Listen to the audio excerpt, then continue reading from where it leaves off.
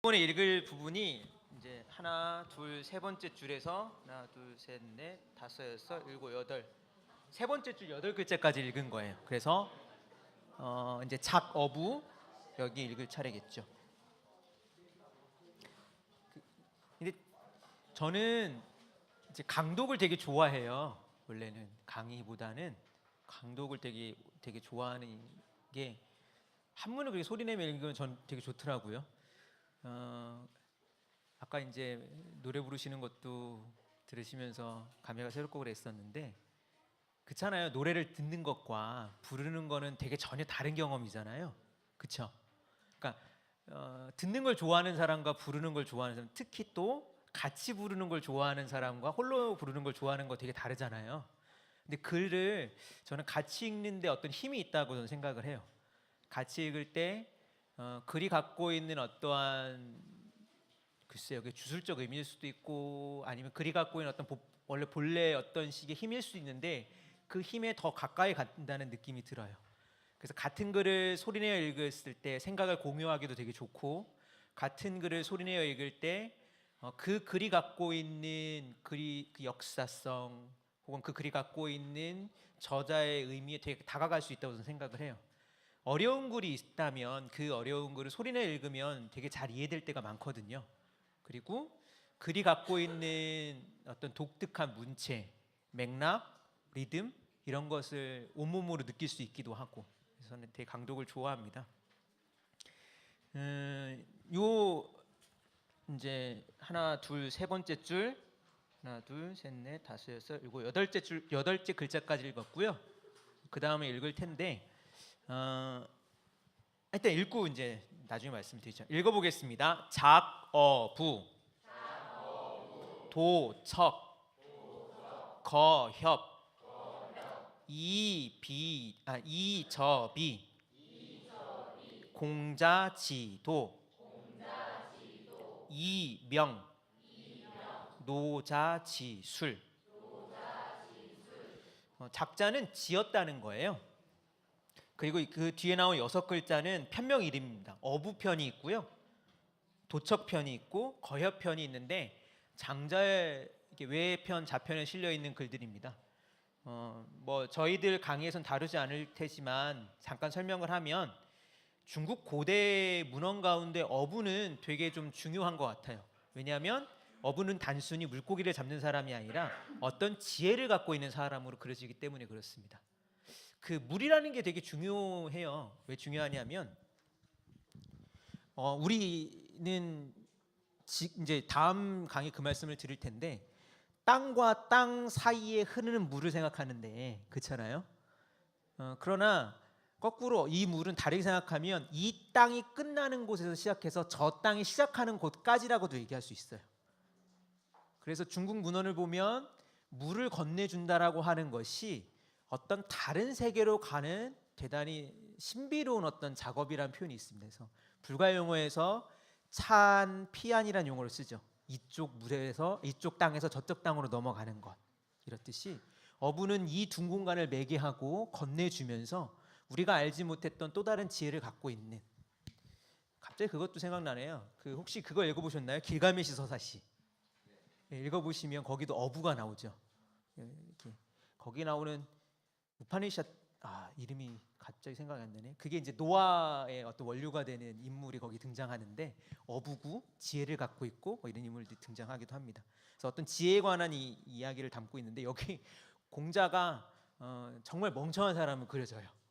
그리고 그 다음 편 도척편은 도척은 무슨 뜻이냐면 도자는 도둑놈, 척자는 큰 도둑놈 이렇게 목표는 돼 있을 겁니다. 도척은 도적이란 뜻이에요. 근데 어떠신지 모르겠지만 도둑과 도적이 좀 다르죠. 도둑과 도적은 어떻게 다른가요? 어느 게 더 위험해 보여요? 도둑이 위험해 보여요? 도적이 위험해 보여요? 도적이 왜 위험하죠? 맞아요. 무리를 이루고 있고 더 중요한 거. 무리 이어서 뭐해요? 약탈하고요. 맞아요. 뭘 약탈하죠? 어떤 재산을 약탈하죠? 가진 사람의 재산을. 그러니까 도적이라고 했을 때 적자는 확실히 좀 나쁜 뜻이 있어요. 적자에. 도둑은 좀 잡스럽고 작다는 뜻이 있어요. 네, 잡범. 근데 이제 도척편은 옛날 중국 고대에 있었던 커다란 도둑 이야기인데 뭘 훔친 사람은 아니에요. 읽어보면 알겠지만 무리를 살고 있었던 우두머리 이야기입니다. 아마도 반사회적인 집단을 이루고 있었던 어떤 애들인 것 같아요. 도둑. 여기서도 공자가 얘를 설득하러 갔다가 벌벌벌 떨면서 나오는 이야기가 이 도척편에 들어 있습니다. 그래서 이것도 재밌긴 한데 저희들은 다루지는 않습니다. 그 다음은 거협편인데 거협은 무슨 뜻이냐면 쉽게 말하면 금고란 뜻이에요. 금고. 금고는 왜 만들어뒀죠? 뭐를? 보관해 두려, 그렇죠? 그래서 금고의 자물쇠는 어떻게 해야 돼요? 튼튼해야 되죠, 그죠?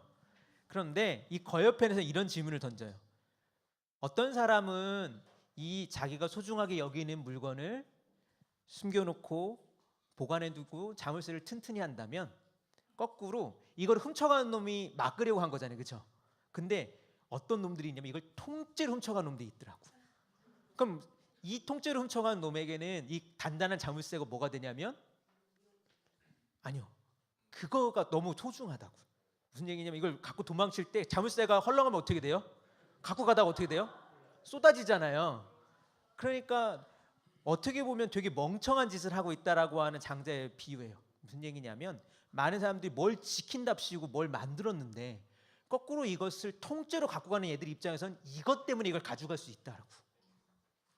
그래서 여기는 실제로는 국가에 대한 어떤 제도나 이런 권력에 대한 비판들이 여기 숨어 있는 편입니다.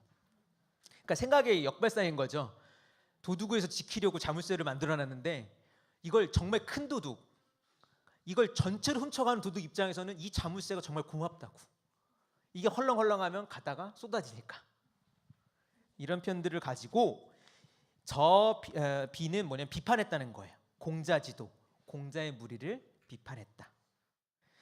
물론 아까도 서두에도 말씀드렸지만 저는 논어 같은 책과 장자책은 좀 다르다고 생각을 해요.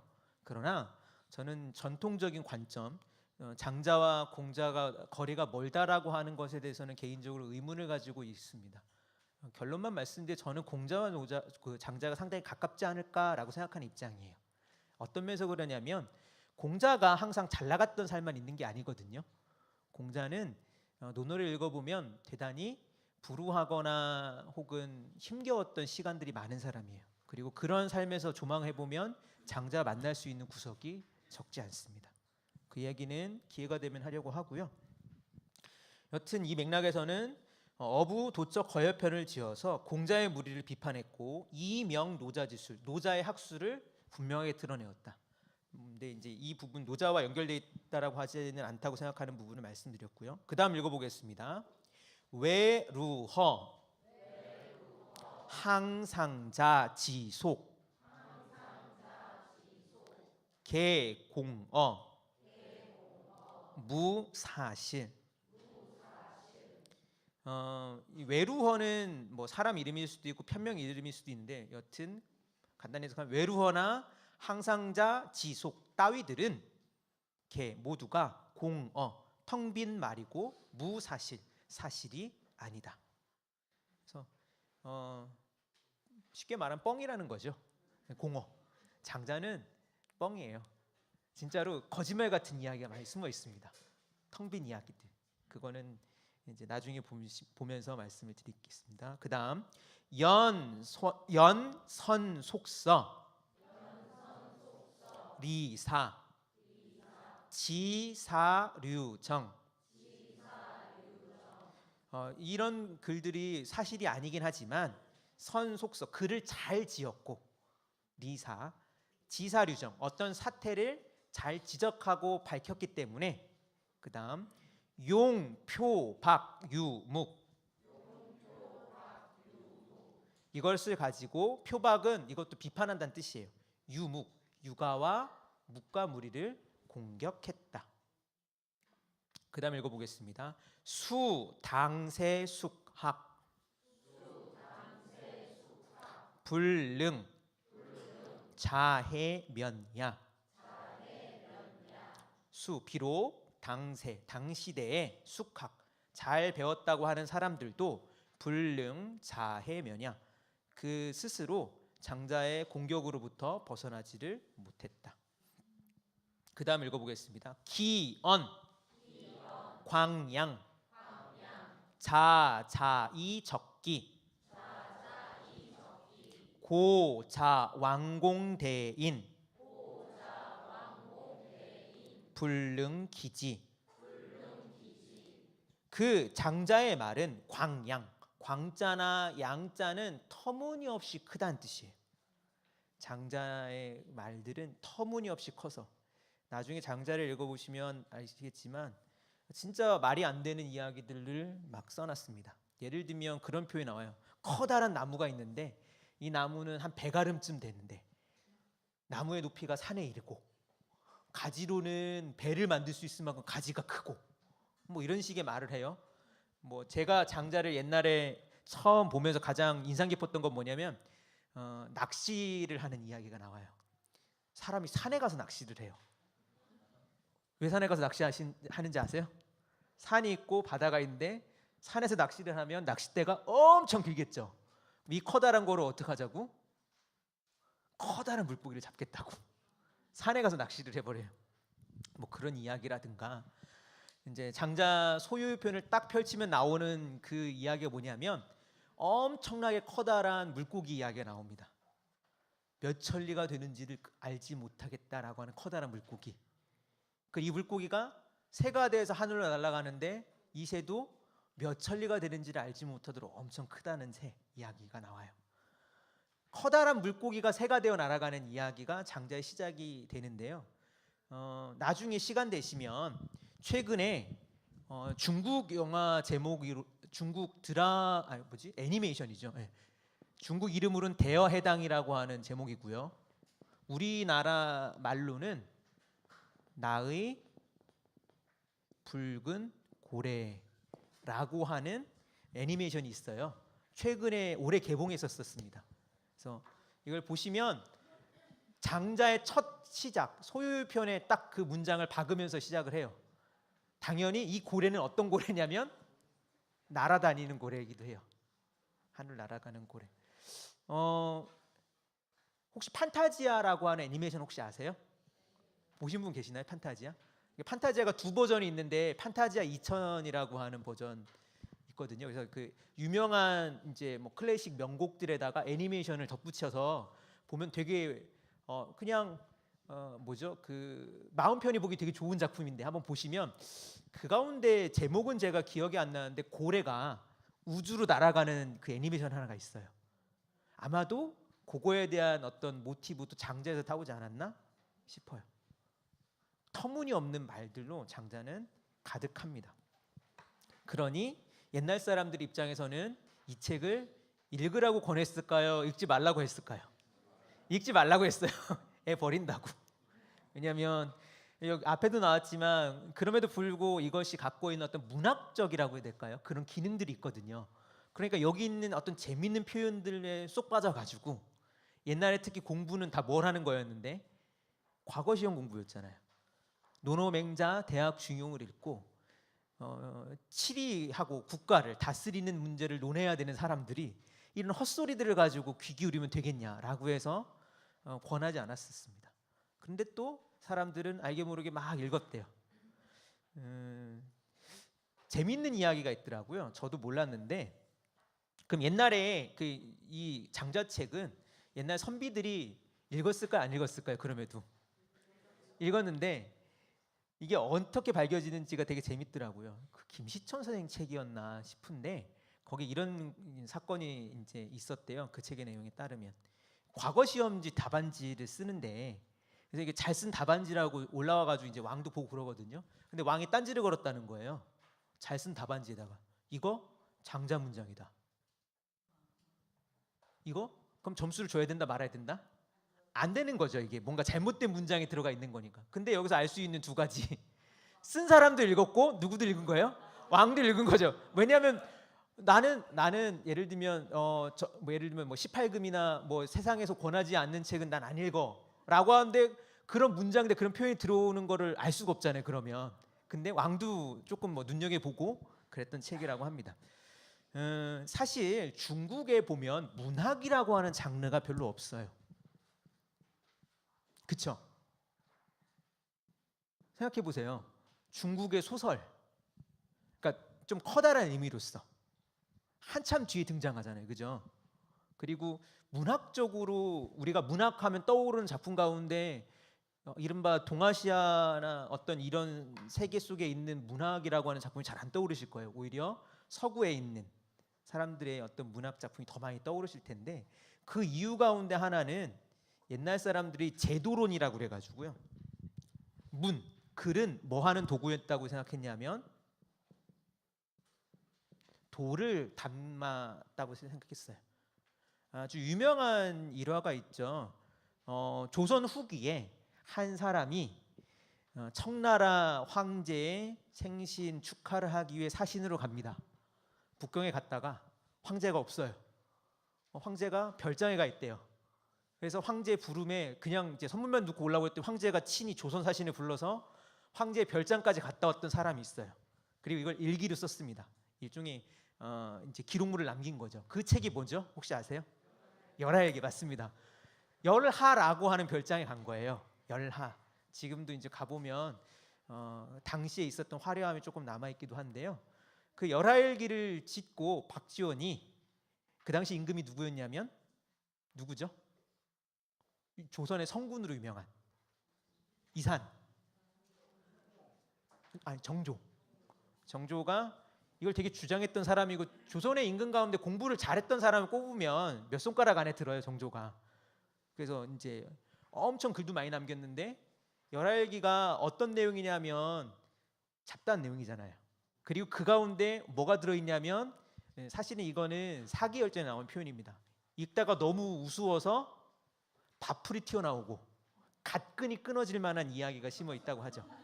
갓끈이 끊어진다는 게 뭔지 아시겠죠? 이게 이렇게 입을 크게 벌리니까 이게 갓끈이 끊어질도록 재밌다는 이야기. 이게 원래 사기열전에 나오는 표현인데, 호질 같은 이야기가 그렇다라고 이제 박지원 얘기하거든요. 호질, 호랑이가 꾸짖는 이야기라든가 양반전, 이런 것들 박지원이 지었잖아요. 근데 문도로 입장에서 보면 어떠냐면, 아니 글은 세계가 움직이는 이치와 사람들이 마땅히 행해야 되는 윤리적인 삶에 관한 이야기가 되는데, 얘는 그런 게 아니라 재밌는 거 썼다라고 해서 박지원이 반성문 쓰죠. 정말 씁니다. 그런데 이런 글이 장자라고요. 아마도 그래서 일부 연구자들은 박지원의 그런 식의 표현이나 태도들은 장자 같은 책에서 빌려온 게 아닌가 싶기도 합니다. 그래서 터무니없이 크고 헛소리들이 가득한 책. 조선 유학자들은 즐겨 읽진 않았지만 그 밑에서 뭔가 다른 생각을 품은 사람들은 한 번쯤은 들여다보는 이런 일종의 불온한 책. 사실 저는 불온한 책이라는 표현을 더 쓰고 싶어요.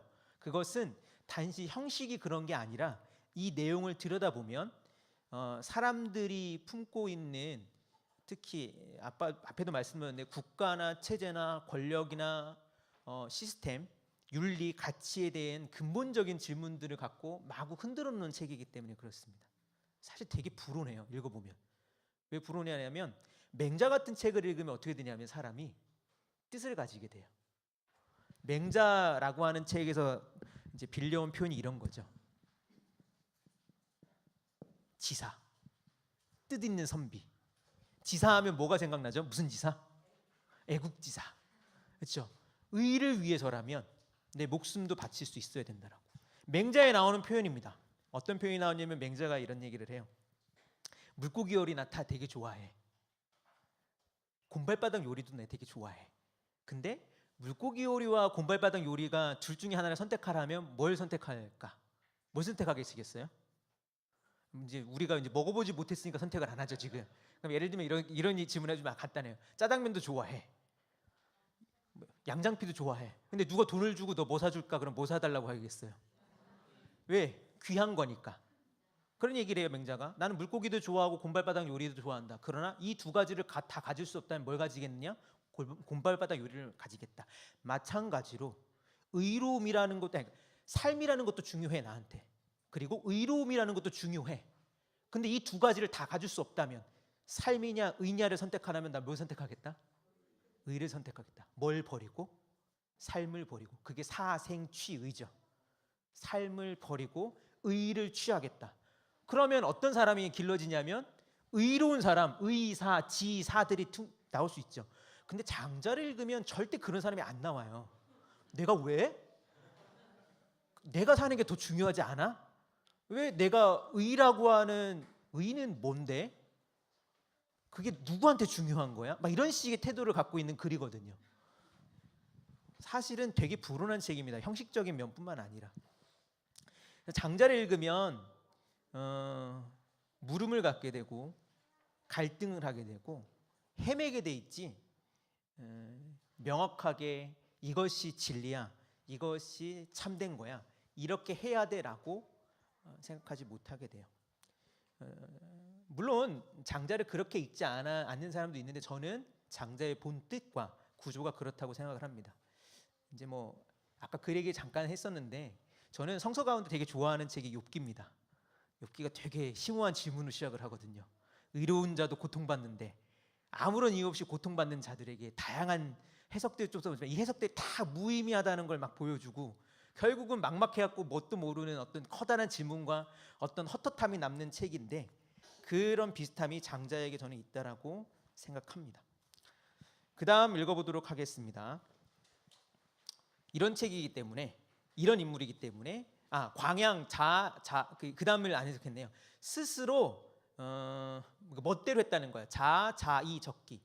그래서 그의 말은 터무니없이 컸었고 제 멋대로였다.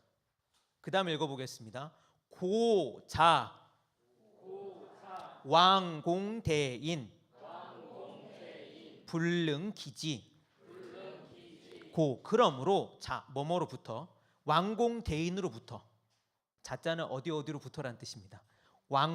왕이나 공이라고 하는 권력자로부터, 대인 같은 귀족 같은 혹은 이 사람 역시 권력을 쥔 사람으로부터 불능기지, 쓰임받지 못하였다. 장자를 꿰뚫는 되게 중요한 표현 가운데 하나가 뭐냐면 그래서 무용입니다. 무용. 쓸모없음. 장자는 쓸모없는 책이에요. 장자는 쓸모없는 사람들의 이야기를 담았어요. 근데 중요한 게 있죠. 이 쓸모가 누가 만들었느냐? 왕공대인에게 쓸모없었던 책이에요. 왕공대인. 오늘날 저는 쓸모 있는 지식들이 되게 많아진다고 생각을 합니다. 그러니까 많이 요청된다고 생각을 해요. 정말로 많은 사람들이 지식을 어떻게 써야 되는지에 대한 아주 지대한 관심들이 많은데 사실은 안다라고 하는 것은 어떻게 보면 쓸모없음에 가까운 안들이 되게 많거든요. 정말 삶에서 삶을 윤택하게 하거나 삶을 좀 다른 식으로 구조화하는 지식들은 많은 경우 쓸모없는 경우가 되게 많습니다. 제가 어제도 이제 어떤 분이랑 얘기를 했었는데 그런 얘기를 했어요. 아까 뭐 제가 그 청소년들이랑 책 읽고 그런다고 했었잖아요. 저는 이제 주로 하는 것들이 고전을 갖고 청소년들과 같이 공부하고 그런 모임들을 꾸려가고 있는데요. 이제 글쓰기에 대한 얘기였었어요. 그러면서 제가 그랬어. 제가 글쓰기가 도대체 무슨 쓸모가 있는지 모르겠다고. 사실 글쓰기라고 하는 게 물론 어떤 사람들은 작가가 될 거고 어떤 사람들은 그 글이라고 하는 것으로 밥 벌어 먹겠지만 근데 본질적으로 생각을 하면 글쓰기는 누구에게나 되게 소중하고 의미 있을 수 있는데 잘 따져보면 그게 어떤 쓸모가 있는지 얘기하기 되게 힘들어지거든요. 글을 잘 써서 뭐 하게. 근데 그냥 저는 그러겠죠. 추상적으로 뭔가 삶에 그래도 뭔가 윤택하게 만들거나 그럴 것 같다고. 장자라는 책이 바로 그렇다고요. 쓸모가 없어요. 오늘 들으시는 이야기를 어디 가서 별로 쓸 데가 없을 겁니다. 무용이죠. 왕공대행이 쓰지를 못해요. 그 다음 읽어보겠습니다. 여기까지가 총 3단락 정도를 저희들이 지나온 건데 하나는 장자에 대한 설명, 그 책에 대한 설명이 첫 단락이었다면 두 번째 단락은 이 사마천이 갖고 있는 장자의 어떤 사상적 위치, 뭐 얘는 공자의 우리와 다르고 노자의 말을 밝혔고 그 다음 단락은 뭐냐면 장자에 얽힌 하나의 고사를 담았습니다. 이건 에피소드예요. 한번 읽어보겠습니다. 초위왕 문장주현 초나라 위왕이 초나라 위왕 초나라의 왕 가운데 위왕이 있었나 봐야죠. 그렇죠? 그가 문 들었어요. 장주현 장주는 누구였죠? 네, 장자였습니다. 장자가 현 어질다라고 해석하면 안 돼요. 현자는 원래는 우리가 이제 한자를 배울 때 그런 식의 자꾸 배웠었는데 이렇게 뭐뭐 이렇게 배우는데 그런 게 조금 본래 의미랑 좀 다른 게 있습니다. 현자는 제 이름의 이 현자를 쓰는데요. 이 현자는 어질다라고 하는 인자와는 좀 달라요. 이는 사람이 갖고 있는 본성에 관한 부분을 우리가 인이라고 하는 표현을 쓴다면 현은 이 글자랑 더 가깝습니다. 능력 있다는 뜻이에요. 능력 있다는 뜻이에요. 그래서 여기서는 이게 장자가 뭔가 이렇게 되게 인품이 있었다 이런 뜻이 아니에요. 어질다로 생각하면 우리가 그런 생각 갖잖아요. 아, 어진 사람 하면 뭔가 좀 후덕하고 좀 선량하고 그런 사람 생각하는데 그런 식으로 표현한 게 아니라 장자가 뛰어나다라고 하는 뜻이에요.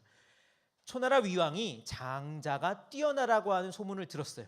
그 다음 읽어보겠습니다. 사사 후배영지 허이위상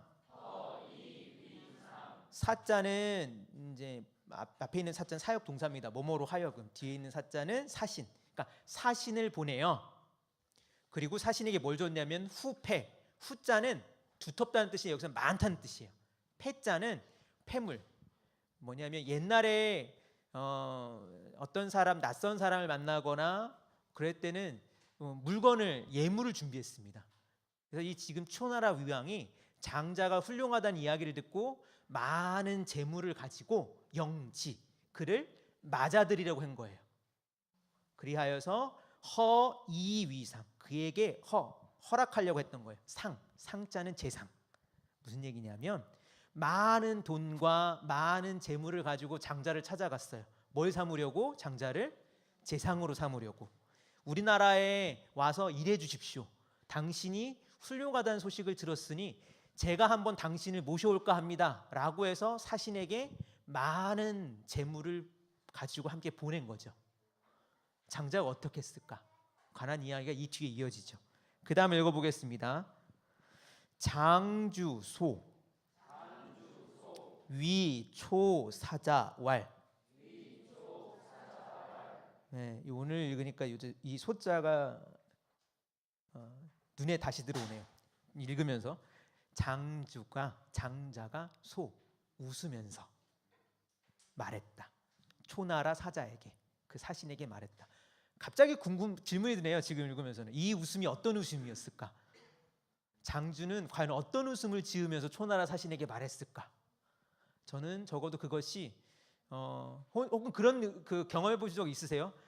나는 내가 그런 사람인지 몰랐지만 뭔가 되게 좋은 걸 보였을 때 내가 입꼬리가 올라가고 막 이렇게 그런 거 있잖아요. 상상을 해보세요 한번. 내가 비록 뭐 여기 있지만 누군가 나를 어떻게 들었는지 모르겠지만 엄청난 재물과 뭘 가지고 나에게 온다면 내가 어떤 표정을 지을까? 여러분에게 누군가가 막 엄청난 돈을 가지고 당신을 부르러 왔습니다 한다면 어떤 표정을 지을까? 아마 미소를 지을 텐데 우리가 흔히 짓는 미소들은 뭔가 입이 쩍 벌어지고 그쵸?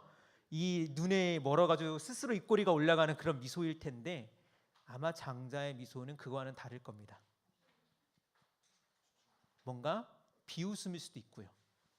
혹은 실소일 수도 있고요. 한편으로는 허망하게 웃는 웃음일 수도 있고요. 그런 미소가 아니었을까 생각해. 이 소자가 웃으면서 이야기를 합니다. 초나라 사신에게 뭐라 말하느냐 읽어보겠습니다. 왈천금중리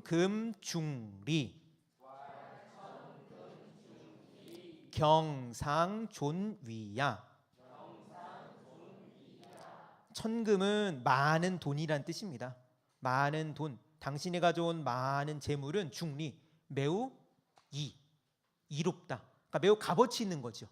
경상은 뭐냐면 재상이란 뜻이에요. 쉽게 말하면 당신이 제안하는 재상이란 자리도 존위, 매우 높은 자리입니다. 돈도 막대한 돈이고 제한하는 자리도 높은 자리입니다. 그러나 그 다음 읽어보겠습니다. 자독불견 교제지 희우호. 이때 자자는 앞에 말씀드렸던 선생님이란 뜻이 아니라 그대라고 하는 2인칭입니다. 그대는 장자가 지금 말하는 거죠. 초나사신에게.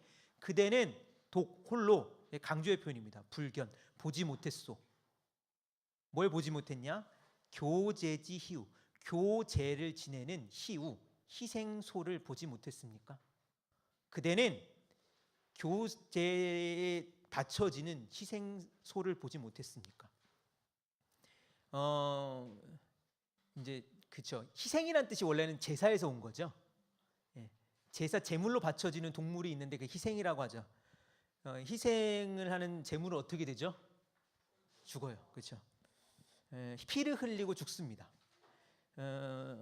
맹자에도 이런 그 제물로 바쳐지는 소 얘기가 나옵니다. 맹자에 보면 제나라 아까 나왔던 제선왕이 암자 있는데 어떻게 보니까 소가 질질 끌려가는 걸 본 거예요. 저는 어렸을 때 시골에 살아서 소를 많이 봤는데 소에게 감정이 있다는 걸 잘 못 느꼈는데, 근데 이제 뭐 소 많이 접하는 사람들은 그런 얘기를 하잖아요. 소는 좀 많이 안다고, 자기가 죽을 때를 끌려가는지를 안다라고 하는 얘기를 하잖아요. 그런데 소가 질질 끌려가는 걸 보니까 왕이 물었던 거예요. 맹자를 읽으면 소가 어디를 가느냐. 그러니까 소를 끌고 가는 사람이 큰 종, 종의 제사를 지내기 위해 이 소를 끌고 갑니다. 그러니까 왕이 말하죠. 소를 놓아주어라. 그러니까 제사를 지내러 왔더니 아니 그럼 제사는 어떻게 해요? 양으로 바꿔 써라. 그래서 여기 나온 게 뭐냐면 그 유명한 측은지심 얘기가 여기서 나온 겁니다. 맹자가. 희생소 이야기가 장자도 얘기를 하는데 이 소가 죽을 거예요. 무슨 얘기를 하고 싶을까? 맹자는 이 희생소를 통해서 인간이 모든 사람이 갖고 있는 측은한 마음을 꺼냈다면 장자는 또 다른 이야기를 꺼내고 있습니다. 그 다음 읽어볼게요. 양사지 수세. 일단은 여기서 끊겠습니다. 양은 잘 먹여준다는 뜻이에요. 사자로 읽었습니다. 이거 식자로 안 읽고 사로 읽으면 이것도 먹여준다는 거예요. 수세 몇 년 동안. 교제는 저는 잘 모르겠지만 국가에서 지내는 아주 귀한 제사라고 합니다. 국가에서 지내는 귀한 제사에 소를 어떤 소를 쓸까요? 당연히 좋은 소를 쓰겠죠, 그렇죠? 아니 국가에서 제사를 지내는데 소를 아무데나 있는 소를 갖고 쓰진 않을 거잖아요, 그렇죠? 좋은 소를 쓰는데 이 맥락에 따르면 이 소는 국가가 관리해서 몇 년 동안 먹였던 소라는 거예요. 따뜻한 데서 살겠죠. 혹시 아세요? 소도 이런 추운 날은 이렇게 염을 끓여서 주는 거? 저 쇠죽 끓인다라고 하는 표현을 저는 어렸을 때 썼는데 겨울에 저는 아직도 그 풍경이 기억나요. 그 외갓집에서 소를 키웠는데 아침에 일어나면 아주 그 서리발 이렇게 내린 마당에서 뜨거운 물을 끓여가지고 그거를 이제 쇠죽을 끓여고 이제 그 소를 주면 뜨거운 기운이 펄펄 나는 걸 소들이 이제 먹는 게 이제 저는 기억나고 그랬었는데 그런 쇠죽이 아니라 뭔가 좋은 걸 먹었을 거야 아마 이 소는. 국가 관리하는 거니까 사료도 안 먹였을 것 같아요. 엄청 좋은 걸 먹였겠죠. 뭔진 모르겠지만 그러니 털빛깔도 막 윤기가 자르르 하고 살도 잘 쪘을 거고 그럴 거예요.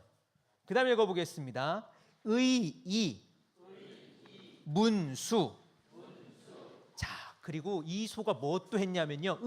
옷도 입혀줬대요. 그것도 문수. 문수의 문자는 원래 문자가 원래 무슨 뜻이 있냐면 문이란 뜻이 있어요. 문이. 그래서 최진석 선생님이 요즘에 책 썼을 때 인간의 문의를 뭘 인간의 문이라고 할까요? 인문학을 인간의 문이라고 이제 풀이한 건 이게 문이란 뜻이 있기 때문에 그래. 문자가. 그러니까 문제는 여기는 옷을 입혀주는데 그냥 헝겊대기를 거적대기를 덮어준 게 아니라 무슨 거? 문이 있는 거. 숫자는 수놓은 걸 얘기를 해요. 그러니까 쉽게 말하면 화려한 옷을 입혀준 거예요. 이제 아마 상상을 해보세요. 국가에서 키우는 소가 아주 좋은 것만 먹고 야들야들한 풀만 먹고 거기다가 춥고 이제 따스하라고 옷도 입혀주는데 비단 옷을 입혀준 소예요. 화려한 소죠. 잘 먹였던 소죠. 그런데 그 다음 읽어보겠습니다. 이입태묘. 근데 뭐예요? 태묘에 들어간다고요. 태묘는 제사 공간이에요. 잘 먹이고 옷도 잘 입었던 소를 태묘에 들어갈 때 소는 무슨 생각을 할까? 그 다음 읽어보겠습니다. 당시지시 수욕위 고돈 기 가득호. 당시지시 그때가 되어서 수 비록 욕 하고 싶어 한들 위 되고 싶다고 생각한들 자 소가 잘 먹이고 편안하게 살다가 이 태묘에 들어갈 때 생각을 한대요. 뭐가 되고 싶다고? 고돈 홀로 있는 돼지가 되고 싶다고. 제가 생각하기엔 아마 이랬을 것 같아요. 소랑 돼지랑 이제 이야기를 만들 수 있죠. 소가 살았고 돼지가 살았습니다. 소는 외양간에 살았어요. 근데 이 외양간은 스팀도 빵빵 나오는 외양간이고요. 맨날 아주 아름다운 예쁜 그리고 그 야들야들한 풀만 먹고 그리고 매일매일 청소도 해주고. 그 옛날에 보면 그 장자의 그 표현도 나와요. 옛날에 이 동물 정말 그 아주 이렇게 애써서 길렀던 얘기, 말 키우는 얘기도 나오는데 뭐 하냐면 오줌을 대합에 받고요. 똥도 이렇게 따로 처리하는 이제 신하들이 있었던 거죠. 아마 이 소도 그랬을 거예요. 사실 외양간에 있는 소들을 보면 엉덩이 지저분하거든요. 근데 그런 소가 아니야. 깨끗한데. 이웃에 사는 돼지는 허허벌판해. 집도 제대로 없고. 혹시 이제 시골 떠올리시면 그런 거 떠올리시면 돼요. 그냥 대충 얼기설기 나오는 울타리에다가 먹는 거라고 하는 건 맨날 잔반들. 그리고 정말 돼지우리라고 하는 표현처럼 똥무대기랑 그냥 뒤섞여 살고 있고 이게 흙인지 이게 똥인지 모르게 막 등 비비며 살고 있는 애가 있었어요. 소가 돼지한테 말하죠. 야, 너 이렇게 지저분하게 사니? 돼지가 몰라, 난 이렇게 사는데. 소가 맨날 돼지를 비웃었겠죠. 근데 소가 어느 날 사람들이 데려간다고 해서 돼지한테 자랑을 해. 나 오늘 어디 간단다. 야, 옷도 입고. 어디로 가요? 태묘에. 그리고 어허, 내가 여기 들어가는구나 생각하면서 그 돼지 삶이 부러운 거죠. 얘가 돼지가 되고 싶다 한들 그 다음 기 가득호. 그것이 어찌 가능한 일이겠습니까? 자, 지금 장자는 정확하게 비판하고 있는 거예요. 아까 얘기했죠. 당신이 제안하는 거 정말 좋은 재물인 거 안다고. 당신이 제안하는 자리가 높은 자리인 거 안다고. 근데 그것은 마치 뭐와 같냐면 이 희생소에게 쓰여졌던 그 많은 그 부드러운 양식과 좋은 옷과에 비유할 수 있다라고. 그럼 이제 장자에게는 네가 이날에 와서 일해볼래라고 하는 것이 장자에게 어떻게 들리는 거냐면 너 여기 와서 소처럼 한번 쓰이다 죽을래? 이렇게 들린다는 거죠. 나는 뭐가 되고 싶다? 돼지가 되고 싶다. 지저분한 돼지라도. 맹자 아까 얘기했었죠. 정말 다르게 생각하겠죠. 여기서 참 저는 재밌어요. 이게 희생소를 비유한 게 제가 생각하기에는 물론 요거는 사마천의 이제 사기열전에 있는 거고 장자에 물론 비슷한 이야기가 실려 있긴 합니다. 거기는 이제 거북이 표현이 나오는데 내용은 비슷해요. 옛날에 거북이를 뭘로 썼는지 혹시 아세요? 옛날 거북이를? 그러니까 한자의 옛날 형태를 뭐라고 하죠?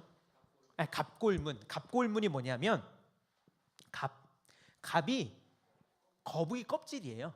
골은 소의 뼈를 얘기하는데 보통은 넓적다리뼈라고 얘기합니다. 여기 커다란 뼈에다가 구멍을 내서 이거를 불에다 달구면 뭐가 생기냐면 뭐 이렇게 금이 가겠죠. 그리고 여기에다가 이거 이제 점을 치는 거였고 여기에다가 이제 어떤 이제 그 당시에 있었던 문자들 좀 남겼어요. 그래서 이게 초기 이제 한문의 탄생 혹은 문자의 탄생을 이야기하는데 거북이가 뭐로 쓰이는 거죠? 제사를 지낼 때 쓰이는 거예요. 그리고 이 제사는 국가 제사예요. 이 점친다고 했었을 때 옛날 이 갑골문에 점치는 것은 그런 점 안 칩니다. 우리 아들이 어떻게 시험 합격할까요? 이런 점 안 쳐요. 어떤 점을 치냐면 전쟁에 승리를 하겠습니까? 내년에 풍년이 들까요? 국가의 대사를 점쳤을 거예요. 자, 거북이가 두 가지 삶이 있다고요. 하나는 껍질로 남아서 이 갑골이 되는 삶이 있고 하나는 그냥 거북이가 물속에서 진흙탕 속에서 꼬리 끌며 다니는 삶이 있다라고. 그랬을 때 장자는 뭘 선택하는 삶이냐면 후자를 선택하는 삶이에요. 화려한 삶과 잘 먹여지는 소가 아니라 무엇을? 지저분하지만 그래도 제 멋대로 사는 돼지가 좋다라고 생각하는 사람이 장자예요. 희생소라는 면이 재밌다라고 말씀드렸던 이유 가운데 하나는 육아 지식인들은 재래를 담당했던 사람들이고요. 논어를 보면 그런 표현이 나옵니다. 논어를 보면 쉽게 말하면 범죄자의 자식이 공자 제자 가운데 있었어요. 그랬을 때 공자가 이렇게 얘기해요. 아니 털이 붉고 뿔이 우뚝한 소를 하늘 땅에 가만히 두겠느냐. 이게 뭐냐면 너는 얼룩속 새끼지만 무슨 얘기냐면 비록 핏줄은 나쁘지만 훌륭한 피를 가지니 뭔가 나라와 천지를 위해서 쓰임 받을 거다 라고 칭찬하는 표현이었거든요. 근데 여기서는 장자는 정확히 뭘 하고 있냐면 안 좋아하죠.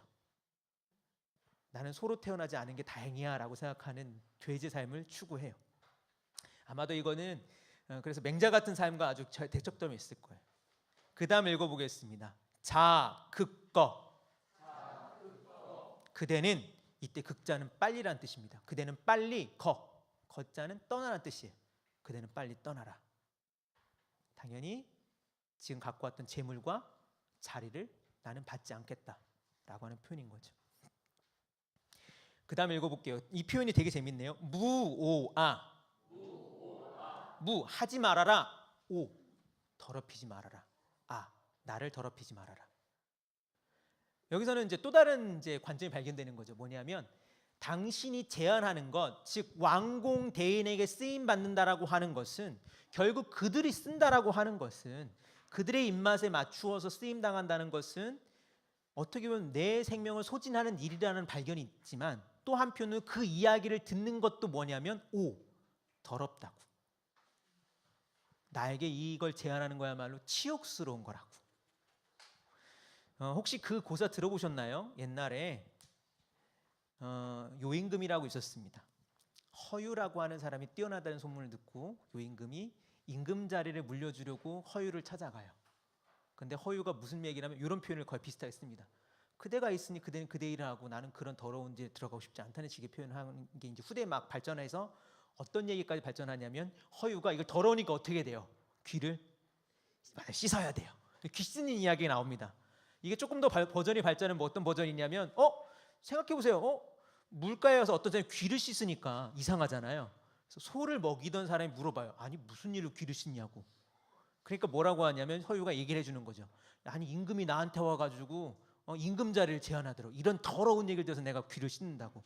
그러니까 소를 먹이던 사람이 어떻게 하냐면 안 되겠다 이걸 못 먹는다 야 가자. 이런 얘기가 중국 고사에 남아 있습니다.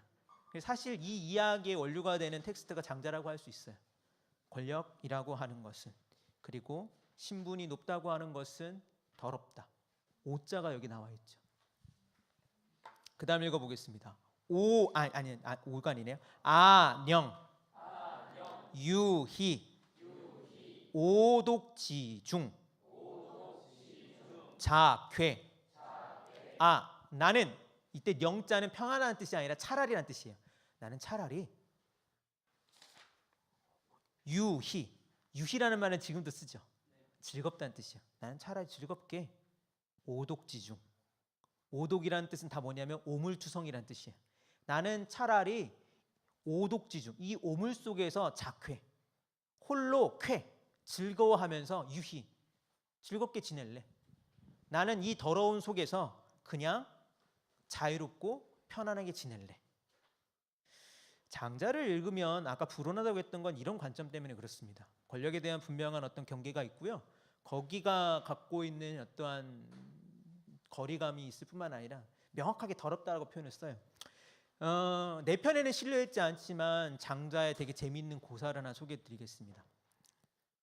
장자가 이제 가난하게 살잖아요. 친구가 찾아왔대요. 이제 수레를 끌고 쉽게 말하면 좁은 이제 누추한 데에 살고 있는 애한테 이제 뭐 람보르기니 같은 거 다 끌고 온 거예요. 참 수레 들어오지 못하는데 이걸 끌고 온 거예요. 그러면 자랑을 해요. 이 친구가 나는 이웃나라 왕에게 가서 이렇게 해서 내가 재능을 펼쳤더니 이렇게 수레도 많이 받고 높은 자리에 올라가서 명예와 돈을 다 얻었단다. 하고 장자한테 자랑을 해요. 장자가 얘기를 합니다. 내가 들으니까 그 나라 임금한테 이렇게 상처가 있을 때 상처를 핥아주는 사람한테는 천금을 내리고 치질이 있어가지고 치질이 있는 사람 핥아주면 만금을 내린다고 하더라. 너는 얼마나 빨았길래 그렇게 많은 돈을 받았니? 장자가 보는 어떤 식의 이 재물이라고 하는 거나 권력이라고 하는 관점이 아주 잘 들어있는 거죠. 그 표현이 되게 재밌죠. 여기도 나와 있지만 작회라는 표현이 저는 되게 재밌습니다. 나는 내 멋대로 즐거워할래. 네가 생각하는 것들, 네가 가치 있다고 생각하는 것은 그래, 왕에게 칭찬받고 높임받고 귀염받는 것들은 한편으로서는 네 생명을 희생소처럼 소진할 수 있는 것일 뿐만 아니라 또 한편으로서는 그것은 아부하고 알량 떨고 꼬리치면서 받아낸 게 아니야. 나는 스스로 내 삶을 만족하면서 내 삶이 비록 네가 보기에는 병든 삶이고 네가 보기에는 되게 못난 삶이고 네가 보기에는 정말 지저분하고 째째하고 꼬장꼬장하고 뭔가 이렇게 별 볼 일 없는 것 같지만 여기야말로 유희, 즐거움이 있다라고 하는 표현을 쓰고 있습니다. 물론 그렇기 때문에 장자는 어떤 사람들에게 손가락질 받아요. 정신승리 아니냐고. 예. 실제로 이 표현은 어디서 나온 거냐면 원래 정신승리라고 하는 표현은 아큐정전이라고 하는 책에서 이렇게 따오죠. 그러니까 루신의 소설입니다. 아큐라고 하는 사람이 있는데 이 아큐는 힘이 되게 약한 애예요. 그래서 약하니까 맨날 져요. 근데 지는데 뭐 하냐면 정신승리를 해요. 그래서 뭐 하냐면 아큐정전에 보면 되게 재밌는 장면이 있습니다. 엄청 얻어맞거나 막 잃고 나서 밤에 스스로를 때려요. 팍팍팍 스스로를 때려. 왜? 누군가를 때린 기분 때문에 스스로 즐거워지고 싶어서. 내가 그래 누군가를 때렸잖아 막 이러면서 이게 정신승리가 막 이렇게 되게 유치한 거로 이렇게 나오는데 실제로 어떤 사람들은 장자를 아큐 정신의 출발점 아니겠냐라고 손가락질하는 사람도 있어요. 그런 것처럼 사실은 사회에서 성공하지 못하고 사회에서 제자리를 찾지 못하고 사회에서 뭔가 찌끄레기로 있는 사람들이 장자를 읽으면서 그냥 네 기분 좋으라고 읽는 거 아니야? 라고 손가락질하는 책이기도 하다는 거죠. 모르겠어요. 그 말이 일견 타당하다고도 전 생각을 해요. 그러나 장자 갖고 있는 독특한 입장은 여전히 어떤 사람들에게는 아주 울림을 준다라고 생각을 합니다. 성공과 그리고 성취를 위한 책은 분명히 아니죠. 이런 식의 구조가 있다라고 하는 건. 글쎄요, 그렇죠. 잘 모르겠어요. 과연 능력이 없어서 그러니까 장자라는 사람이 이런 질문 해볼 수 있어요. 장자라는 사람이 그런 질문 저는 정말 이렇게 유희라고 하는 표현을 썼지만 사실 이거 장자가 원래 별 볼 일 없었던 사람인데 그래도 스스로 그냥 자기 삶을 미화하기 위해 쓴 거 아니야? 라는 질문하면 그 질문에서 정확하게 아니야라고 얘기하기 애매모호한 지점이 없진 않다는 거예요. 그러나 저는 이 오독지중 작회라는 표현이 참 좋아하는 표현입니다. 이 못난 것 같은 속에서도 네가 보기에는 별 볼 일 없는 것 같지만 나는 잘 살고 있어 라고 하는 표현인 거죠. 저는 글쎄요, 제가 그런 삶을 살아서 그런지 모르겠지만 이런 표현에 눈이 많이 가고 그래서 장자를 읽습니다. 제 해방촌에 산다라고 했잖아요. 해방촌이 되게 가난한 동네로 유명합니다. 남산자락에 원래 이 동네가 어떻게 구성이 된 거냐면 월남인들이 모여 살았던 동네예요. 북쪽에서 내려온 사람들이 이제 서울에 내려와서 살 데가 없잖아요. 그러니까 남산자락에 그냥 터를 닫고 살았습니다. 그래서 한때 거기가 뭘 많이 팔았냐면 담배를 많이 팔았대요. 담배를. 그리고 담배가 이제 국가에서 그거를 이제 전매하니까 나중에 이제 옷 공장을 해가지고 지금도 옷 공장의 흔적들이 남아 있습니다. 그래서 요즘은 거의 잘 못 보는데요. 가끔가다 그래도 요즘에도 보이기도 하네요. 시다 구한다는 전단지가 붙어요. 시다 구한다고. 미싱 기계를 수리하기도 하고 실도 팔고 막 그래요. 그런 동네에 살고 우리 동네에 보면 되게 재밌는 게 뭐냐면 차와 사람이 같이 다니는 길이에요 다. 그러니까 찻길과 인도가 구분되지 않은 길들이 있고 그리고 골목을 보면 오르막 내리막이 엄청 심해서 사실 다 오르막길이에요. 좁고. 나중에 한번 오시면 제가 골목 투어를 시켜드릴 수 있습니다. 아니 서울에 이런 골목이 있었어라는 골목들도 있고, 가끔 보면 여기는 냉장고가 절대 못 들어가는 집이다라는 집들이 있어요. 실제로 이사 오기 전에 저희 집은 뭐 그렇게까지 저거하지 않았지만, 제가 또 이제 조금 되게 작은 집에 살다가 그래도 여튼 조금 큰 집에 여차여차해서 들어가게 됐는데, 들어간다고 저희 일단 모르겠는데 지금 기억이 나는데 부모님인지 저희 처간지는 기억이 안 나는데 냉장고를 선물해 주겠다고 한 거예요. 좋아요. 그래서 이제 중고 매장에 사던 냉장고를 아니 양문형 냉장고를 쓰래요. 그래서 좋다고 주문했어요. 근데 냉장고가 몇 번을 왔는데 다 못 들어갔어요. 각이 안 나와가지고. 이게 이제 집 구조가 이상한 거예요. 그런 동네에 사는데, 그리고 이제 저는 스스로를 대안적 연구자 공동체에 있다고 얘기를 하지만, 이제 누군가가 그런 질문을 하더라고요. 이제 저희랑 같이 공부하는 이제 청소년들이 가끔가 그런 질문, 선생님 직업이 뭐예요? 어떻게 그는 나는 이렇게 살고 있어라고 하는데, 직업이라고 하는 카테고리에 제가 잘 안 들어가요. 어떤 작가 정도는 들어갈 수 있겠지만 연구자라는 직업은 없잖아요. 그러니까 연구자라고 하면 무슨 연구소라고 하는 어떤 대학에 하나 있거나 대학 어떤 자리가 있거나 그래야 되잖아요. 근데 저는 그렇지 않고 명함을 만들 때 애매모해요. 뭐 직업난도 애매모해요. 그럼에도 불구하고 나는 나대로 잘 살고 있다라고 생각을 할 때 이 표현들이 되게 저한테는 눈길이 가고 힘을 주는 표현이기도 합니다. 야, 그 해방촌 그 좁은 동네 살아서 뭐 하니? 거기서 뭐 하는 거야? 라고 하는 궁금증이 있을 때 이런 표현이 되게 힘이 되죠. 근데 요즘은 좀 그렇지 않아요. 해방촌 산다고 하면 핫한 데 사시네요. 요즘은 그런 얘기를 많이 듣습니다. 저희 책방, 저희 그 좁고 작고 그런 누추한 책방 건너편에 노홍철이 책방을 만들고요. 그 동네에 있던 정말 어두컴컴한 정말 흔적만 남은 시장에 정엽이 건물을 서가지고 식당을 올리고 있고요. 김제동도 놀러 오고 이 동네 내가 김제동을 봐? 막 이러면서 깜짝 놀라고 그렇습니다. 이사를 해야 되는 게 아니라 이사를 당할 것 같아요. 근데 모르겠습니다. 근데 혹시나 이 글을 읽는 분들 가운데 자기 삶의 일부분이 이 무용이라는 카테고리로서만 설명될 수 있는 게 있다면, 아마 장자하는 이 표현들이 되게 눈이 갈 수가 있다고 저는 생각을 합니다. 사람들이 생각하기에 너는 네 존재는 어떤 거니라고 하여서 설명하지 못하더라 하더라도, 장자는 작회라고 하여 그것을 내 안에 내 가치로서 설명해내죠. 그 다음 읽어보겠습니다. 무위, 유국자, 소가, 종신불사, 이쾌오지언. 무위, 나 안 되겠어. 뭐가 안 되겠어? 유국자, 소가.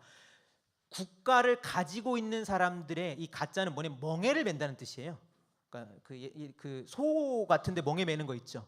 국가를 가지고 있는 사람들에게 멍에 매는, 국가를 가지고 있는 사람들에게 목줄 끌려다니는 삶을 난 살지 않겠어. 그리고 종신불사, 종신, 죽을 때까지 불사, 벼슬자리 하지 않을래. 이 사람이 보기에 벼슬자리라고 하는 건 뭐라고 본 거냐면, 국가를 가지고 있는 사람들에게 불임당하는 자리라고 생각했던 거예요. 관점이 차이가 큰 거죠. 맹자 같은 사람을 아까도 얘기했지만 계속 대척점이 있는데, 맹자는 국가의 이 관리가 되는 건 뭐냐면 의를 실현하고 정의를 실현하고, 더 작게는 자기가 갖고 있는 입신이라는 표현이 그래서 나오죠. 자기의 어떤 존재를 증명하는 자리라고 생각을 했어요. 그런데 장자가 보기에 그건 뭐냐면, 국가를 가지고 있는 사람들에게 끌려다니는 삶 맞냐? 라고 질문하는 거예요. 그런 면에서 보면 장자는 사실은 잉여 같은 존재들에게 이렇게 들려주는 책이라고도 할 수 있어요. 그러니까 잉여라는 표현 아시죠? 그러니까 잉여, 오늘날 조금은 이제 그 표현보다 다른 표현들이 좀 쓰이긴 하는데, 여기 불사라고 했지만 그런 삶이 있죠. 난 죽을 때까지 이른바 취직하지 않을래라는 삶이 있을 수 있어요. 그죠? 어떤 사람이 보기에 취직이라고 하는 건, 그것은 뭐냐면 경제적으로 안정적인 삶을 취할 뿐만 아니라 내가 사회적인 자리를 차지하며 내가 갖고 있는 어떤 재능을 꽃피우는 자리로 생각하는 사람이 있지만, 반대로 취직이라고 하는 건 그건 남의 일 해주는 거 아니야.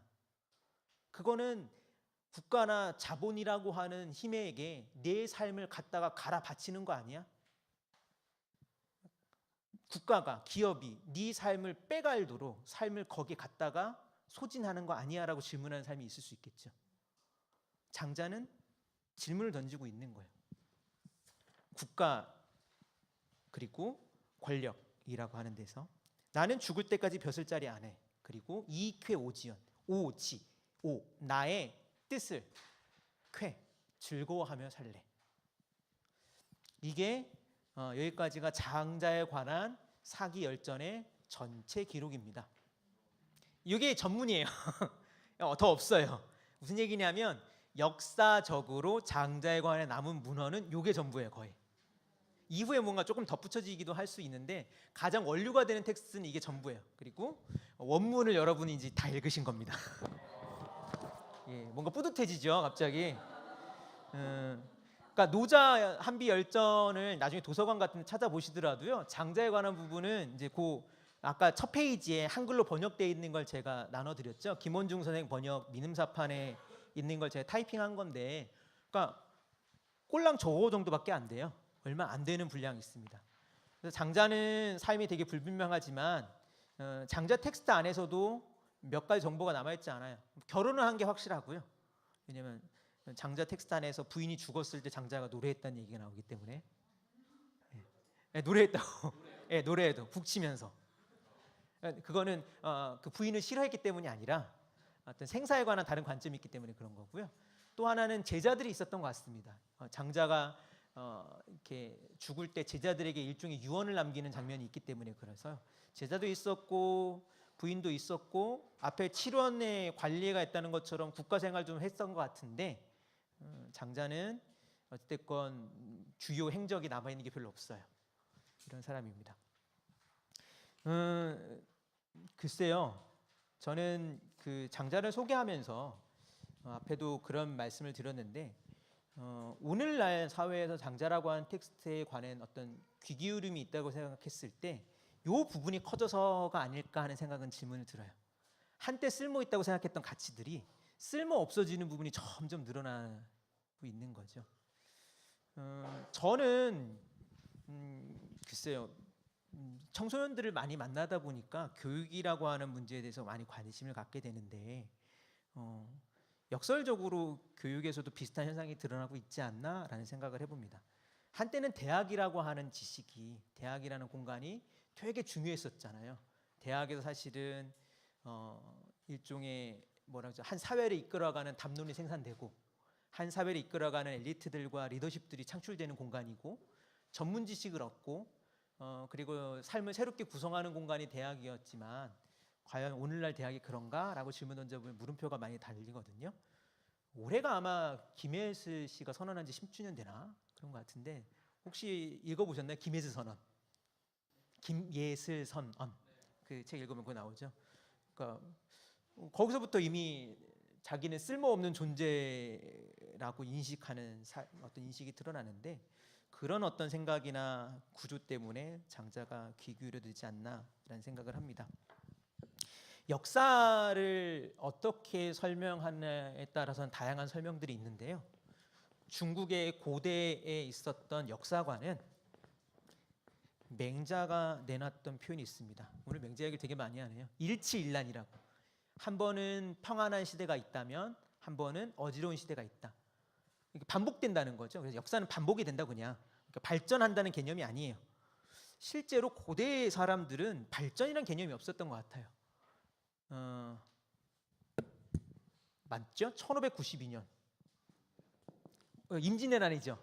근데 임난보다 더 중요한 게 있어요. 조선의 건국이 몇 년이죠?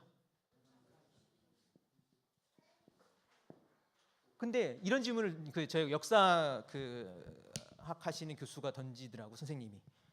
200주년 행사를 했을까? 100주년 행사했을까? 300주년 행사는 안 했어요. 왜냐하면 옛날 사람들의 달력은 뭐였냐면 환갑이라는 표현을 쓰죠. 회갑이라는 표현을 쓰죠. 갑자가 돌아가는 거예요. 그래서 60년에 한 번씩은 그런 걸 했대요. 그러니까 이게 이 어떤 것들이 돌아온다라고, 이 사이클이. 자, 역사를 사이클이라고 생각하는 옛날 사람들 생각을 참고하면 역사는 이런 식으로 흘러간다고 생각할 수도 있어요. 뭐가 정말 정답인지 모르겠습니다. 근데 이 생각을 얘기하는 이유는 뭐냐면, 맹자는 좋은 치의 시대가 있고 란의 시대가 있대요. 이제 이 구도를 그냥 그려놓고 시간이나 시대가 이렇게 흐를 수 있다는 얘기를 해놓으면 궁금증이 들죠. 우리는 과연 어디 있을까? 과연 이렇게 진짜 진행되는 게 맞다면 여러분 생각하기에는 어디 있는 것 같아요? 1번이에요? 2번이에요? 1번이에요? 2번이에요? 둘 중에 하나만 선택하라면 1번인가요? 2번인가요? 치세를 살고 있나요? 난세를 살고 있나요? 치세를 살고 있어요? 말세를 살고 있어요?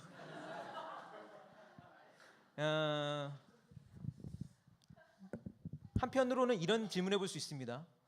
치세라고 한다면, 난세라고 한다면 이런 치세가 있을 거고 이런 치세가 있을 거예요.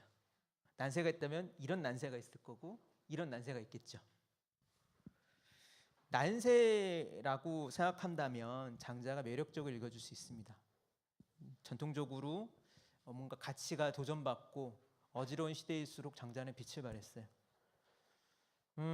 원래 이제 저가 이제 강의를 준비하면 원래는 강의안을 제가 다 쓰거든요. 원래는 강의를 저는 어떤 식으로 하는 걸 좋아하냐면 강의안을 다 쓰고 그냥 그 강의안에 읽는 강의를 되게 좋아합니다.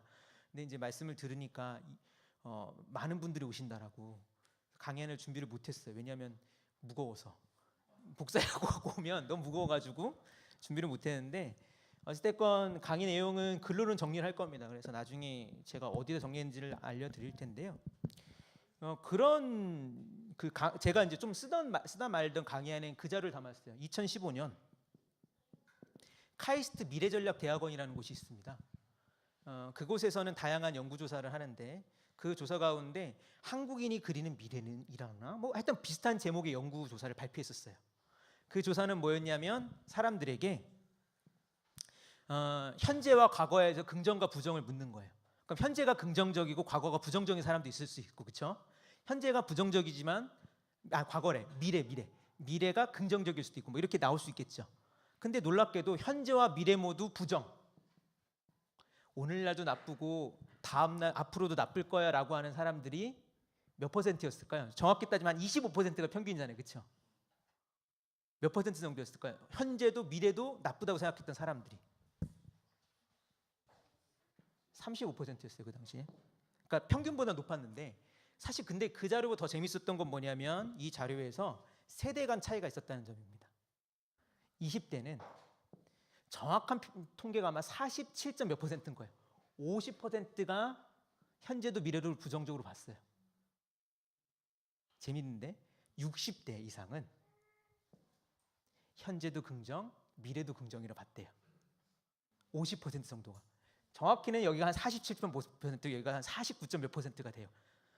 그러니까 한 시대를 살면서 2015년이 물론 불과 몇 년 전이죠. 한 시대를 살면서 국가에서 돈을 들여 조사를 했더니 20대는 우리는 지금 내리막길이고 앞으로도 내리막길이에요 라고 생각하는데 60대 이상은 우리는 올라갈 거 앞으로도 올라갈 거예요 라고 생각한다는 거예요.